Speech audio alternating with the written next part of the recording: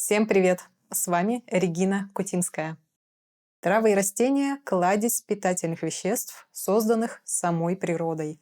В них есть все, чтобы поддерживать наше тело в сытом и довольном состоянии. Об этом мы ранее говорили в этом ролике. Смотрите подсказки. В старину травяные чаи были нормой жизни. Их пили каждый день. Существовало великое разнообразие травяных сборов. Чай из трав был не только вкусовым развлечением, но и помогал излечивать заболевания самой различной сложности. Для этого травники делали специальные настои, которые сохраняли в себе максимум целебных свойств растений. Тело сразу усваивало из настойки нужные ему для излечения болезни вещества, и человек шел на поправку очень быстро. Традиционная медицина, которая пыталась последние 100 лет лечить различными препаратами, полученными в основном химическим путем, в наше время начала приходить к пониманию того, что в природе есть средства от всех болячек. Чем дальше развивается ботаника, биология и химия, тем больше появляется лекарств, созданных на основе трав.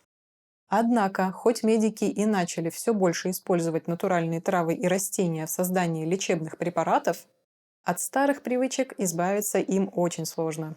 Поэтому более 90% лекарственных препаратов, включая БАДы, делаются по технологии, которая подразумевает под собой нагрев. Люди, которые интересуются вопросом здоровья и правильного питания, знают, что при нагревании продукта до температуры свыше 35-40 градусов по Цельсию в нем убиваются витамины, аминокислоты, полезные летучие вещества, эфирные масла и даже некоторые минералы. Травы и растения при нагреве практически полностью лишаются полезных веществ, сохраняя лишь вкусовой аромат и небольшое содержание минералов. В этом, кстати, и заключается разница между чаем и настойкой. Чай пьют больше для вкуса, поэтому нагрев в этом смысле не является чем-то плохим.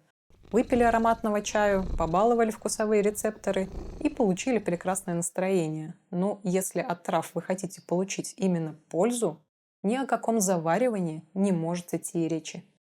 Здесь сразу хочу сказать, что все лекарства на основе трав, которые можно купить в аптеке, проходят через нагревание. Травяные вытяжки, экстракты– все это проходит через нагрев. Из живой травы делают, по сути, сухой порошок, который далее сублимируется в таблетки и дрожжи. Польза от такого лекарства сводится к минимуму. И если и делаются натуральные экстракты без нагрева, то их срок хранения критично мал– меньше суток. Поэтому в качестве консервантов в них часто добавляется спирт, всем известна настойка боярышника, элеутерокока и прочее, и различные химические консерванты. Они также практически полностью убивают полезные активные живые вещества, которые были в исходной травяной вытяжке или экстракте. В этом видео мы подробно расскажем вам, как делать настойки из трав так, чтобы они сохраняли максимум своих лечебных свойств и имели высокую целебную активность для нашего тела. Разбирать данный вопрос мы будем на примере сухих трав и растений. Понятно, что для настоя лучше брать свежую траву. Живое растение содержит максимум пользы. Но доступ к живым растущим растениям сильно ограничен по времени. Поэтому сегодня мы поговорим о способе получения настоя на высушенных травах, которые можно купить в любое время года. Итак, как делать правильный травяной настой? Разбираем по пунктам. Первое. Возьмите правильную воду. Вода– такой же важный элемент травяного настоя, как и сама трава. От качества воды зависит то, насколько полно трава вступит с ней в контакт, то есть отдаст свои полезные питательные вещества. В старину для настоев применялась дождевая вода. Понятно, что в современном мире дождевую воду вследствие тяжелой экологической ситуации пить никак нельзя. Особенно это касается регионов с развитой промышленностью. Над промышленными зонами всегда стоит химический смог, который смешивается с дождем, и на выходе мы получаем не чистую воду, которой по факту является дождевая вода, а химическую жидкость. Однако есть процесс, который позволяет повторить процесс природный– дистилляция. Чистая дождевая вода по своей химической формуле близка к H2O. Если вы живете в неблагоприятном экологическом районе, а это порядка 80% площади нашей планеты, По-настоящему чистую воду вы сможете получить только с помощью дистиллятора. Хочу обратить ваше внимание, что мы начали снимать цикл лекций про воду, в котором максимально подробно рассказываем вам о том, как получить чистую воду в домашних условиях. Крайне рекомендую вам его посмотреть. Ссылка в подсказках. Но если в данный момент у вас еще нет дистиллятора, то для травяного настоя вы можете купить в магазине питьевую воду с максимально низким уровнем минерализации. После чего воду нужно переморозить, заморозить и разморозить до комнатной температуры. И такая вода уже прекрасно подойдет для настаивания. Для чего нужно перемораживать воду, мы также рассказываем в цикле лекций про воду. Температура воды для настойки должна находиться в районе 20-28 градусов по Цельсию. Второе. Максимально измельчите траву. Чтобы трава отдала всю свою пользу в настой, ее нужно как можно сильнее размельчить. Чем она мельче, тем большей площадью она будет соприкасаться с водой, и тем больше полезных питательных веществ она отдаст в настойку. В старину для измельчения применялись ступки. В наше же время существуют блендеры со специальной насадкой для измельчения трав и специй. Здесь очень важна мощность блендера. Чем он мощнее, тем быстрее перемалывается трава. Если блендер низкой мощности, он будет долго молоть траву. Трава за время перемалывания сильно нагреется и также потеряет свои полезные свойства. Наш блендер, модель Liquip BS7, обладает очень высокой мощностью. С его помощью мы измельчаем травы и делаем травяные сборы. Про блендеры на нашем канале будут отдельные видео. Мы подробно расскажем вам об их видах и о том, как выбрать себе правильный блендер. Блендер – это незаменимый помощник для человека, ведущего здоровый образ жизни. А сейчас пока называем только нашу модель. Это идеальный домашний блендер.